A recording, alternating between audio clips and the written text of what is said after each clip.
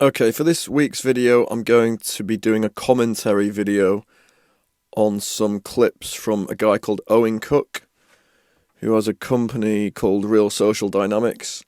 This guy's one of my all-time favourite self-development type teachers, and the last video I made was about how most online celebrities are not speaking out about what's going on for fear of being cancelled, and I was saying how that was a major problem. And I had some people in the comments saying that, well, these guys they're trying their best in a corrupt system. And, you know, there is some truth to that too, because, like, for example, I have to not use certain keywords when I'm making my videos in order to exist on these platforms too, and I hardly have any followers.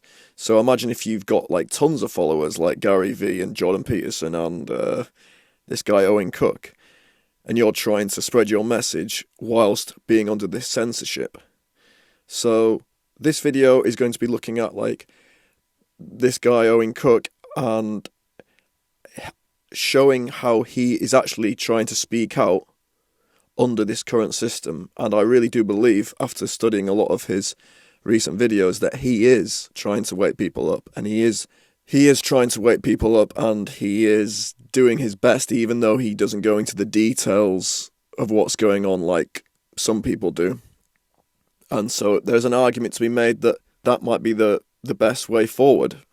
Initially, when the whole pandemic happened, I had assumed that Owen Cook and his company weren't being very good regarding what was going on, because I saw on their website that they were advertising their events as being 100% social distanced, and I was actually about to do a course with them at that time, and because of that I cancelled. Proper triggered me. I was like, I cannot believe that this company, Real Social Dynamics, who've actually got social in their name because they teach social skills amongst other things, I cannot believe they're going along with this social distancing stuff. But I mean, someone else pointed out that it might have just been necessary for them to put that on their website if they wanted to.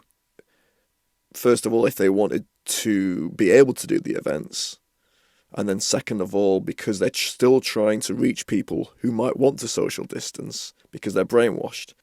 People who have, like, multi-million-dollar companies, they have a lot more things to navigate than I do. So in a way, I should give them a bit more credit for that. So I've gone through Owen Cook's recent videos over the last 2 years, and I've just tried to get all the clips.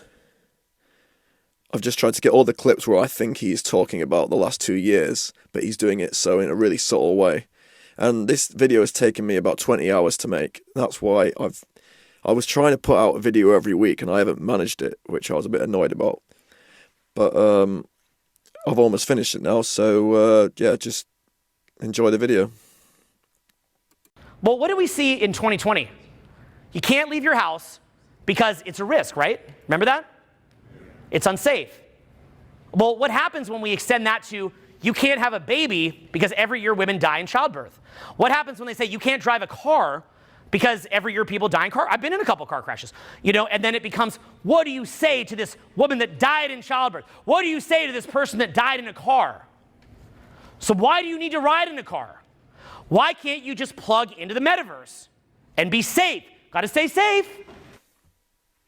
I think it's interesting how he says, remember in 2020 when you couldn't leave your house? Remember that? Because I think some people genuinely don't really remember it. Because they're repressing the memories in a funny way, or people are not acting as if a couple of years ago we had a mass house arrest. People are repressing it a bit like the way that some people repress childhood memories, like traumatic childhood memories. They're kind of aware that it happened, but it causes them discomfort because of the trauma, so they don't really think about it. So I just think it was interesting how he said, remember in 2020 when you couldn't leave your house, remember that? And he's kind of saying it in this neutral way where he's not really, he's not really saying it was wrong or right. He's just saying, remember that? He's making the point that if we start to use lockdown logic and apply it to other things like, for example, childbirth and driving cars, then it could be argued that those things should be stopped too, all under the guise of staying safe. Can't even go out of your house under the guise of safetyism. What is that going to mean? There is death in natural childbirth. So once we can have a baby in a pod, how would that same argument not extend to that? There's going to be self-driving cars. People die in cars. How is that same argument not going to extend to that? If everybody's in coping, spaced out, blasted out on drugs and whatever else, they're not going to say nothing. We've already seen it. It's already been done. So when he said it's already been done, he's obviously referring to the illegal lockdowns. And he also said, if everyone's in a state of coping, during the lockdowns when everyone was given furlough money just to stay at home and just cope and feel like a victim, how is that really good for the collective? Because they talk about collectivism in terms of stay at home, protect the NHS, save lives, but how is putting people in this state of coping really going to be good for the collective overall? So I think that's something he's just touching on there. It's already been seen.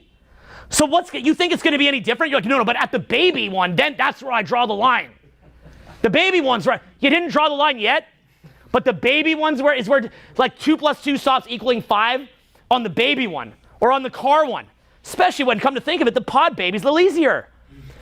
Come to think of it, the self-driving car is a little easier.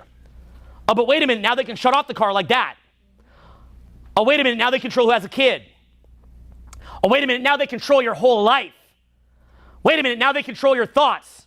Hey, does 2 + 2 = 5? No. Oh, really? What about now? Now does 2 + 2 = 5? How much can you take? Yeah, I like when he said, you didn't draw the line yet, but you think you're going to push back against it when they bring in even more tyrannical stuff like getting rid of natural childbirth or bringing in self-driving cars or whatever they want to do. Think over the next 100 years, all the things that they could bring in with all the technology that they're bringing in. And if they want to do that, all they have to do is convince everyone it's being done for safety. And especially, I don't have any kids, but if you've got kids, think about, what life is going to be like in 2050. And if the children of today are growing up in this world where it's just everyone has accepted stuff like V mandates and lockdowns and stuff like this, they're not going to push back against it, are they? Unless we push back against it and we teach them to stand up for their rights too. And then at that point, the elites might back off. But I think the major problem is that over the last few years, even highly intelligent people, they think everything's being done for the good of mankind, and it's not. It's very evil. And what he was kind of saying here is where is your line in the sand? And then he said 2 + 2 = 5, and that's obviously from that book, 1984. So he knows what's going on. If you're somebody who's spiritual, then perhaps, and I can't tell you how you'd feel, but perhaps the way that you'd feel is that you'd feel that freedom and safety are both very, very important, and you would respect other people's freedom and safety, and you want other people to be safe, and you value life, and you want people to live as long as they can. But you'd still put freedom in front of safety, within reason, obviously, not driving through traffic lights or stupid things like that. We do need a military, otherwise there's a power vacuum. There's definitely rules, but you want to think of it like you're bowling, right? Say that you're bowling. If we're really playing the game of life, kind of like we're playing the game of bowling, then, the lane is at least open and there's a general freedom so that when we roll the ball, it has the capacity to go one way or the other. But at what point, when we narrow the rails all the way to here, and that our life trajectory is already determined for us, and all that we're doing is just going like that, and the charting of our course in life is so determined, when are we no longer even playing the game? There's a point when that ceases to be bowling. And that's the idea of freedom, is that at a certain point, when you remove too many freedoms under a safety predicate, we're no longer really living life. Yeah, this is what the anti-lockdowners were arguing all along. And I hate that term, the anti-lockdowners, because it's just It's just people who just want to live free, basically. But he was like, we were just saying that what was going on was out of proportion and they were an infringement on our basic freedoms. And we were just saying they were more to do with control than to do with health. But we never wanted to get rid of everything. You know, like he's saying, it's like we do need certain measures of control. But at what point does that control become, like, go above...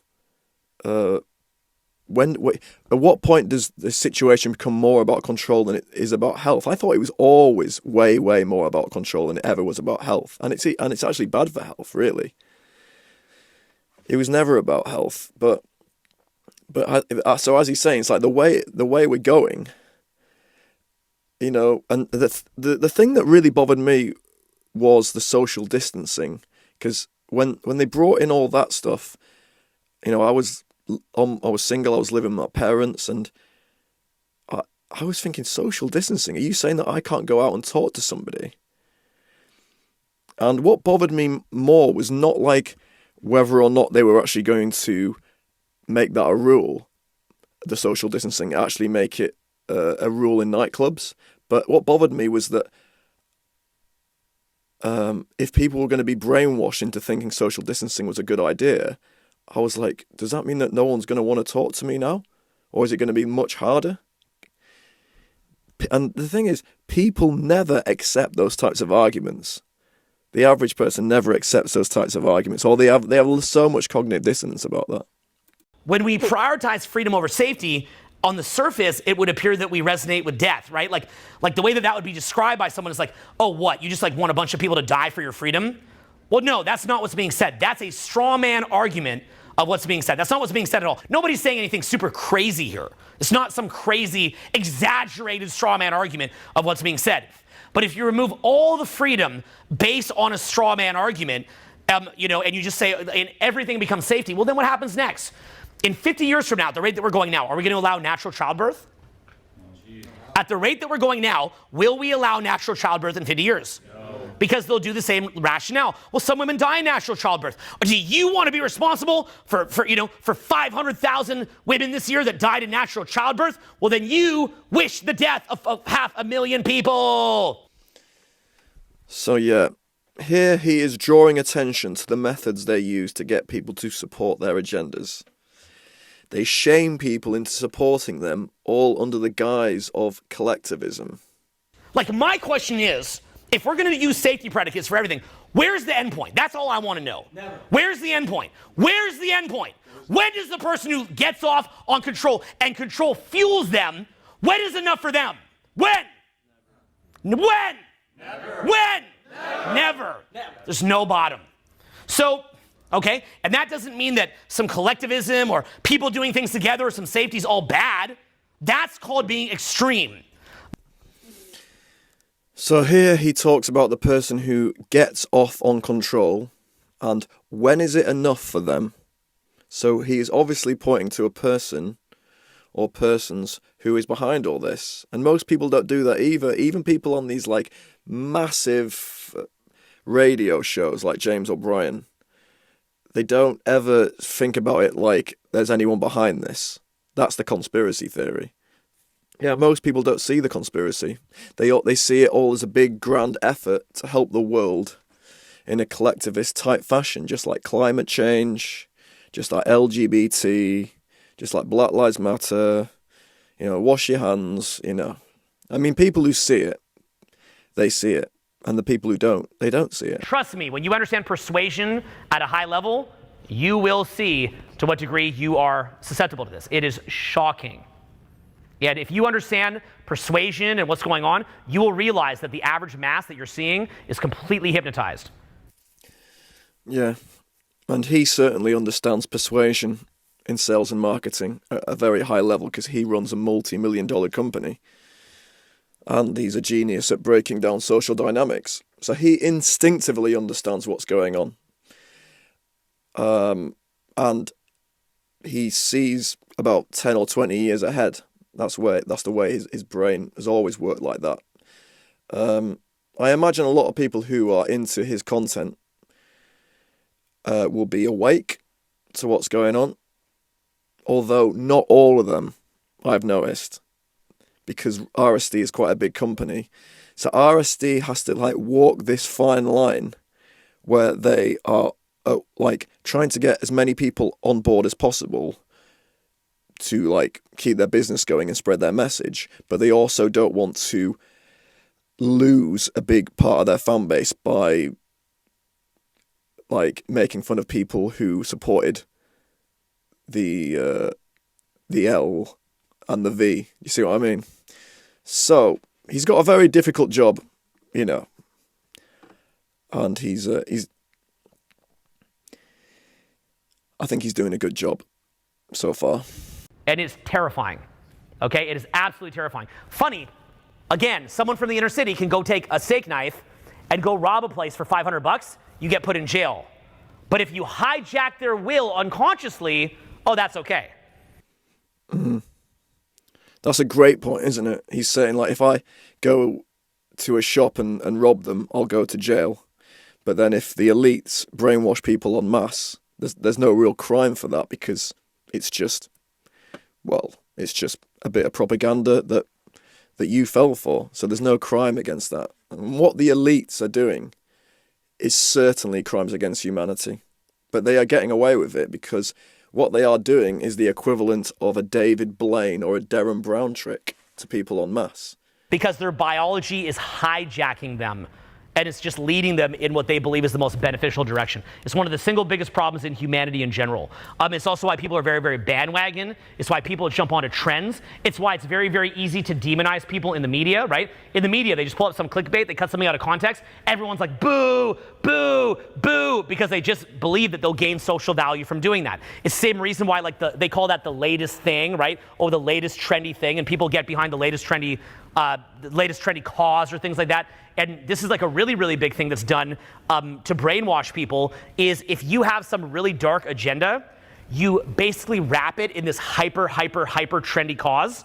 That's basically how you can get through any dark agenda that you want. You just gift wrap it in a trendy cause. You go, who believes in the trendy cause? And then everyone goes, yay! And then you even pick the people that are trying to actually do good. You frame them as the bad guys by cutting them out of context, put them in the media. And now the very people doing good things and trying to help, you can demonize, and the average person doesn't even want to look deeply enough into it, and they just jump on the trend, and you can basically just manipulate the masses like that. It's completely insane, and it's going on constantly. Yeah, and the scary thing about all this is that people with above average IQ are falling for this stuff. Because it's been done, it's like psychology at a very high level. And what he was just saying just there about people jumping on the trendy cause for dark agendas, you can apply that to virtually everything that is going on at the moment. You can apply it to the C word, you can apply it to climate change, you can apply it to BLM, you can apply it to LGBTQ, and there'll be more of this stuff. And if you look into all those things, there's very dark agendas behind all of them, I think. I mean, like LGBTQ,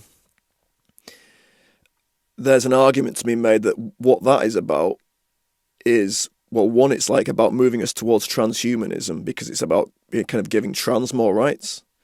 Some people think it's about moving us towards a society where paedophilia will actually be normalised because they'll have LGBTQ, and then on the end, they'll like try and get in like paedophile as part of that. And that seems like incredible. Like, no, that can't be true. But actually, there's evidence that supports that theory if you're prepared to go and look for it and you have an open mind. And it keeps the societal progression at a bit of a deadlock, because it means that we can't have real debate about the best ways forward, because we're basically just stuck on like manipulating large groups of people that just get easily swayed. It's completely crazy. The system is totally insane. And I'm not even really sure how to fix it. But I can tell you that the best way to fix it that I can think of is to educate people on these ideas. And maybe at some point this could make it into public school. I do love his passion for trying to educate people on these ideas. But I do think it's being very optimistic to think that any of this stuff could get into school curriculums, unless the current system is completely destroyed and built back from the ground up.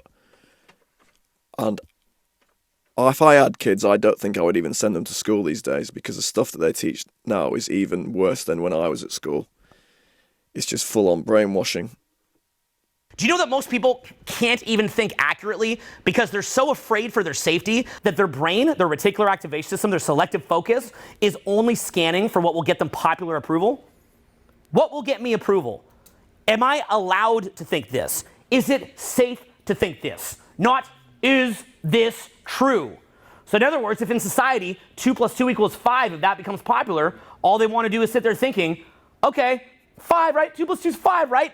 And they get this stupid look on their face where they're like, they run up, they're like, hey everybody, so I'm super trendy. 2 + 2 is 5. Right? Like, I did it. Give me the tree. I did it. I did the thing. 2 + 2 is 5. I did the thing. So he just said that most people cannot think accurately because their R.A.S. is scanning for what gets them approval and not what is accurate. And this is a concept that is a major part of his work, is R.A.S., which means Reticular Activation System. An example of this might be how, say you go out to a nightclub and in the beginning of the night you feel really scared because you're looking for all the threats. It seems like everything's a threat. But then by the end of the night, once you've talked to everyone in the venue, you actually just see the opportunity there, not the threat, because your R.A.S. has like changed its focus. So he's saying that people's R.A.S. is just focused on what gets them approval. And, you know, I'm susceptible to this too, obviously. But like, like when the whole George Floyd BLM incident happened, that was in the week that we came out of the first lockdown, right? And I noticed a lot of people, like, they put on their Instagram blackout in support of George Floyd, and they did it for kind of good reasons, being against racism.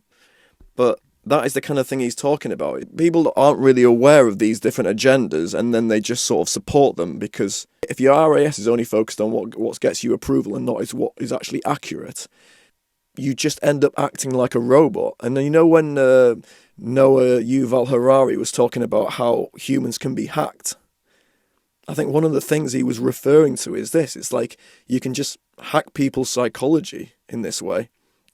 So yeah, since 2020, this has become extremely obvious, hasn't it? Because some people perceive a deadly pandemic and some people perceive a totalitarian regime that needs to be stopped. And like he said, some people's reticular activation system are just scanning for what gets them approval without looking into anything too deeply.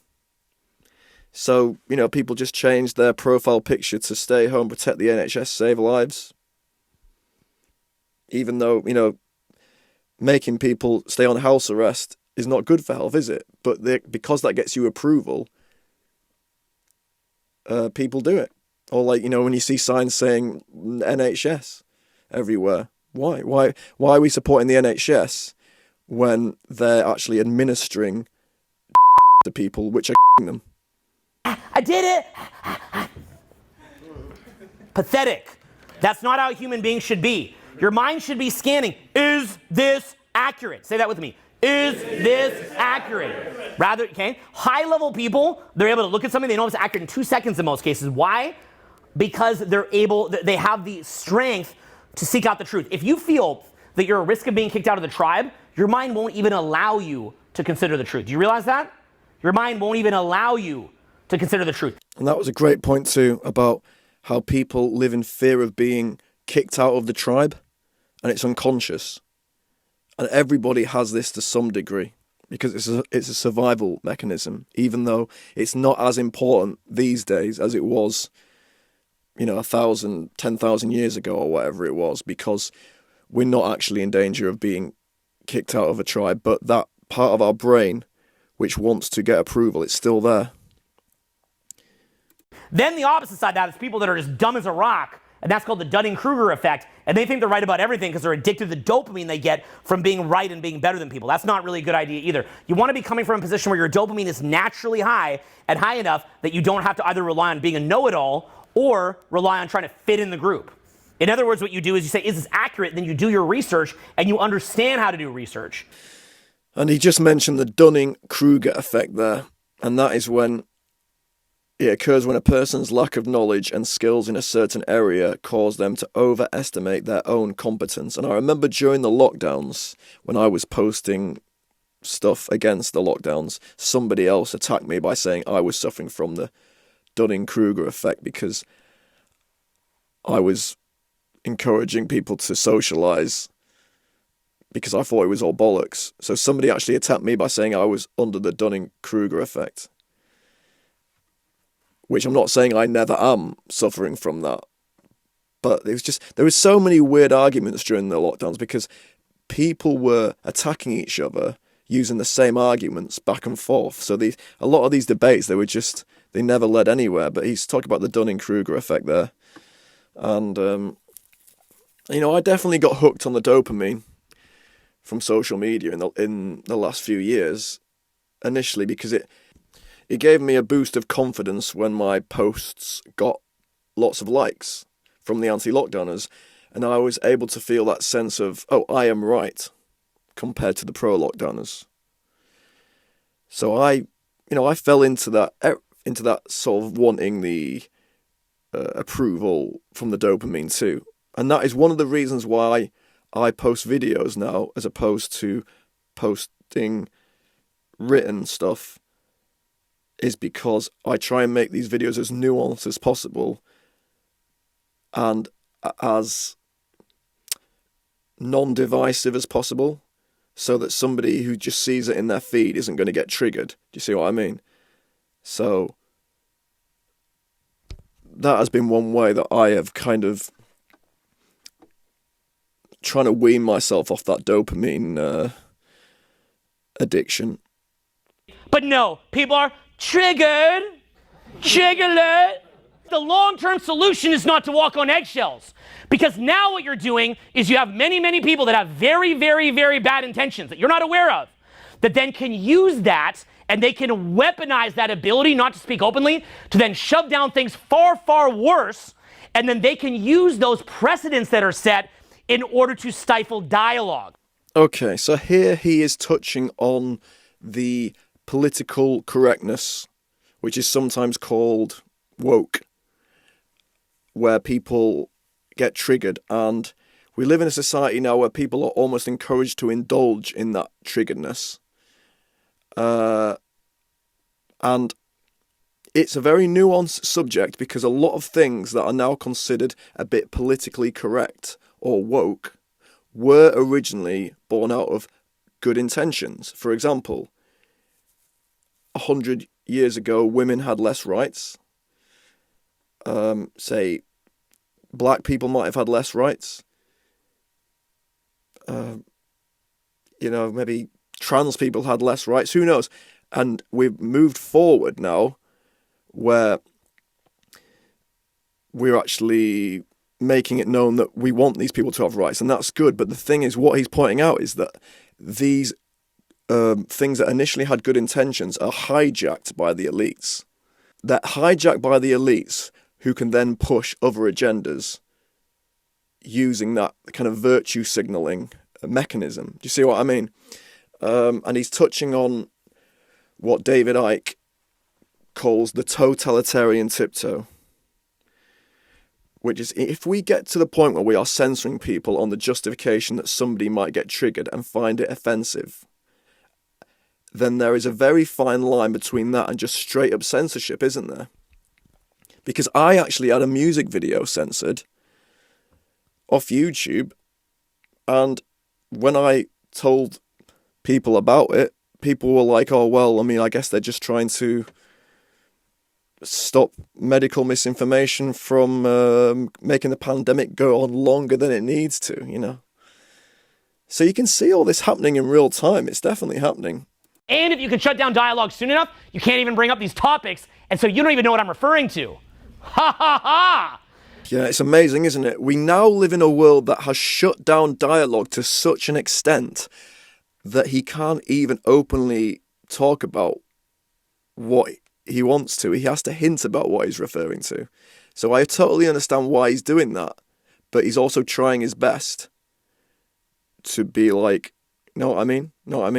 And some other examples of online celebrities who have done that are Teal Swan. In Teal Swan's videos, she often goes like that when she's doing something like that. Or Ralph Smart, when he talks about the pandemic, he says the pandemic. So there's a few people like this who they've decided to stay in the system, but they're kind of censoring themselves, but kind of winking like he's doing. He wants to get his message across without being cancelled. Fair enough. So again, coping, thriving. Whose agenda is it to have a society of people in coping? Statistically, is the media talking about our greatest problems? No. Statistically, is the media, what's the greatest death rate? Probably cancer, heart disease. So he was just saying, statistically, what are the big problems in our society? It's things like cancer, it's things like heart disease. Why are we not focusing on that? This was a huge point that I was trying to argue in 2020, is why were they so concerned with shmovid cases, not even deaths, but just cases, and not actually the things that caused the most death, like cancer and heart disease and stuff like that. And this is such a massive point that just flies over people's heads. You might even have a debate on some really big program on the BBC or something, and if you made a point like that, people would just be like, well, yeah, but we're in the middle of a pandemic, so anyway, and they would just completely glaze over that. A lot of the points that he makes in this compilation is just stuff that would just completely fly over most people's heads. And, not only do people not take your point, but you get shamed for having an opinion like that. The average human being's life is mostly lived through a digital screen at this point. It's mostly taking the path of least resistance. It's actually shutting off their soul. It's a self-feeding loop between the masses and the elites of people that want to stay asleep. They want to stay asleep. He said it's a self-feeding loop between the masses and the elites of people who want to stay asleep. They want to stay asleep. And isn't that true? It's people are not interested in waking up. And especially people who they've made their whole life in the system. They don't want to suddenly, fuck up the system and start some better system that has more freedom. He's been talking about this sort of thing for years.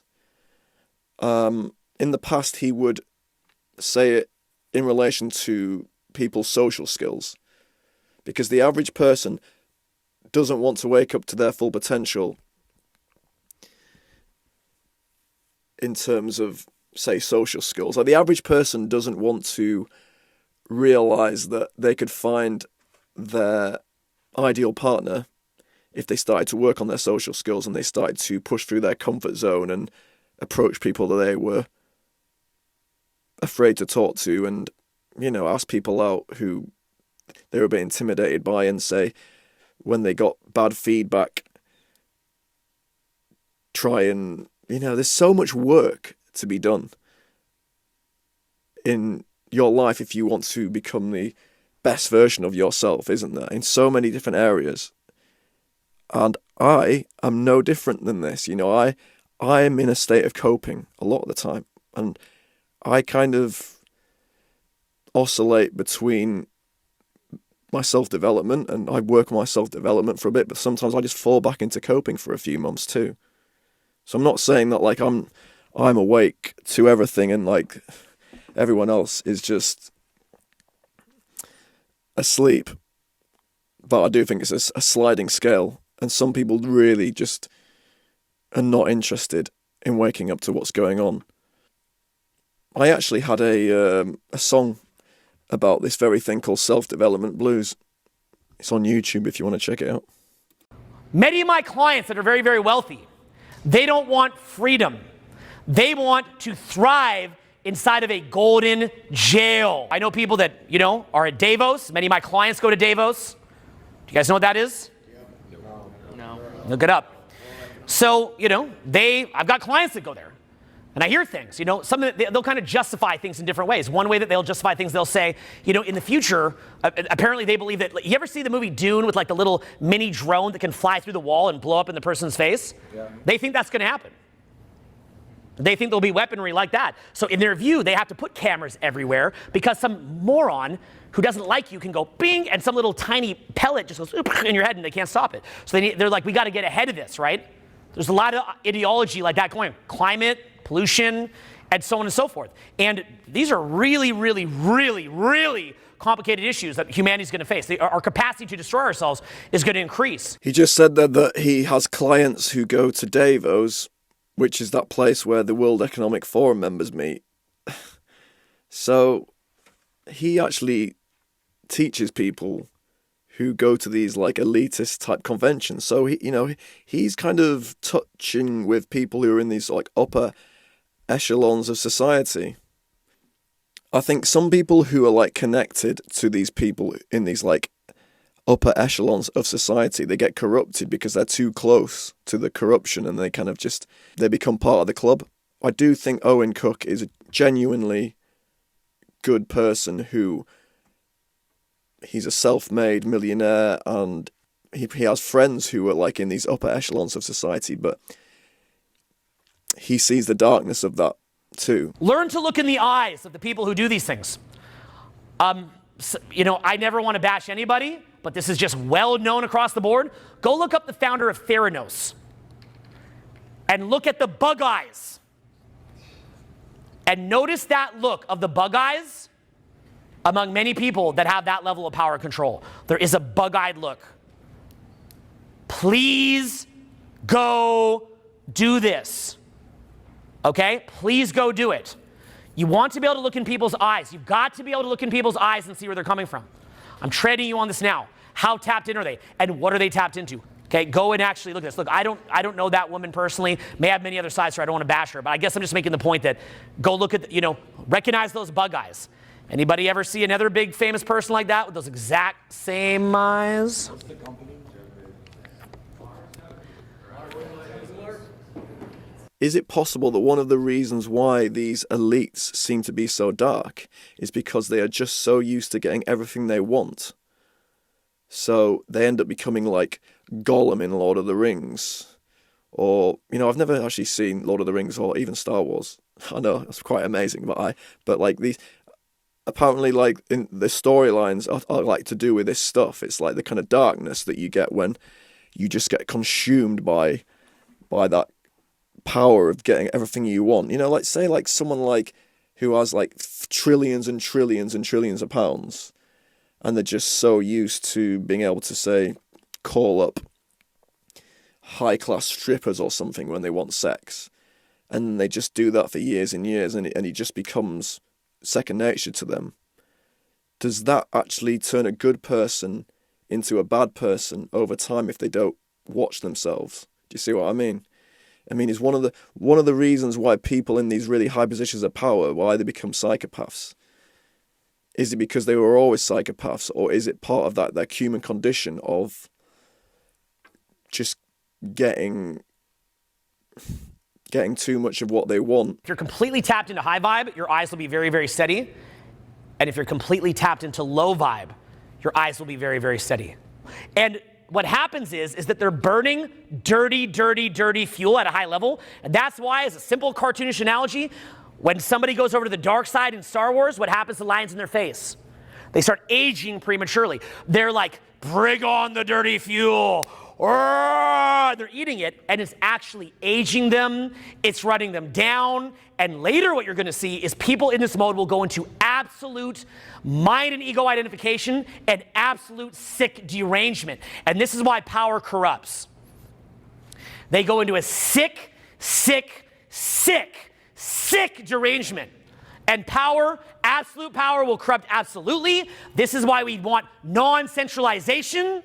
This is why the direction that things are going in tech is bound to fail. Yeah, I like what he said about how we need decentralization of power. I'm not sure what he meant by the direction we are going in tech is bound to fail. I'm not sure if it definitely is bound to fail. And then he said, people in this mode go into mind and ego identification and absolutely sick, sick, sick derangement.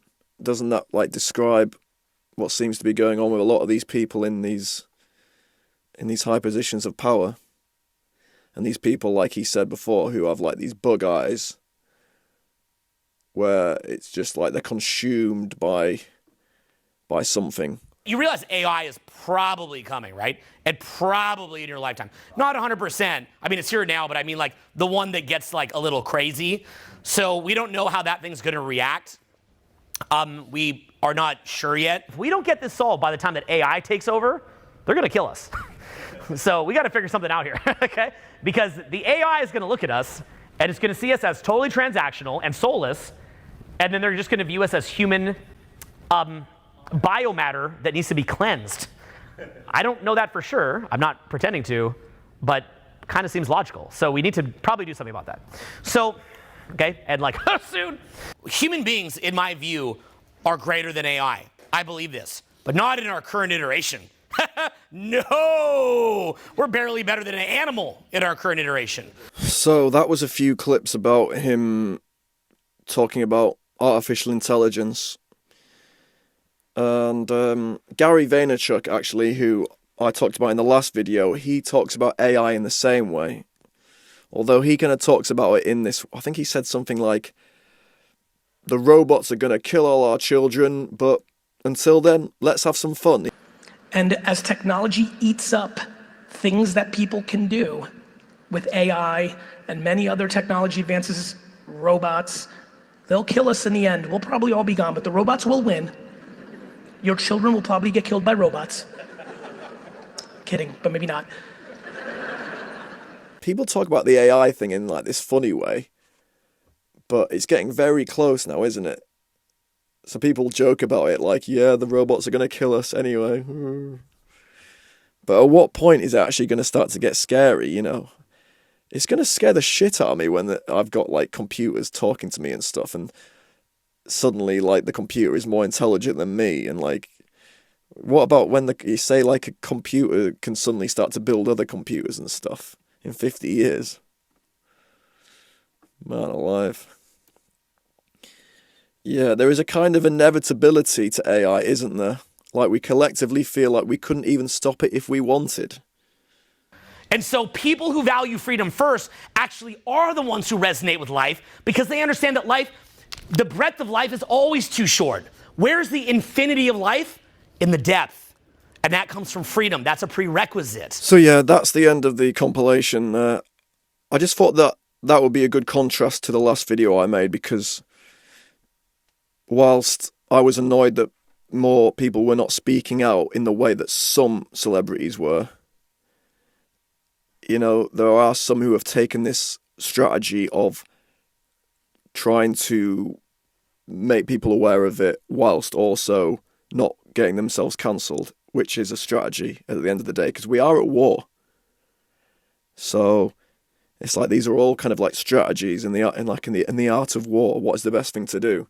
You know, it's very easy for me to like be like pathetic. You're not speaking out, like I was saying in the other video, pathetic. But you know, I don't have to. I don't have a multi-million-dollar business and like loads of people in my company who the business is depending on that I have to navigate. So I just thought it was good to do this video. And next week I'm going to do another Owen Cook video, hopefully, and it's going to be more about what his advice is in moving forward and trying to live your best life in this tyranny. I've been dumbed down. 2020 was real. 2 + 2 = 5. I'm a joke. I just want to comply. I just want to fit in. I don't want to rock the boat. Life is hard. And where will I get the energy, the time, the money, the focus? I can't get it. I'm just this big clown. The world is so tough and unfair. God isn't real. The devil isn't real. Life is isolated. Life is lonely. Life is hard. I hate these other people. I'm so small. I blame everyone but me. It's just so difficult. What am I going to do? How do I make of this? What do I make of this life? What do I do here? How do I make any sense of any of this? What does any of this mean? How do I just live another day?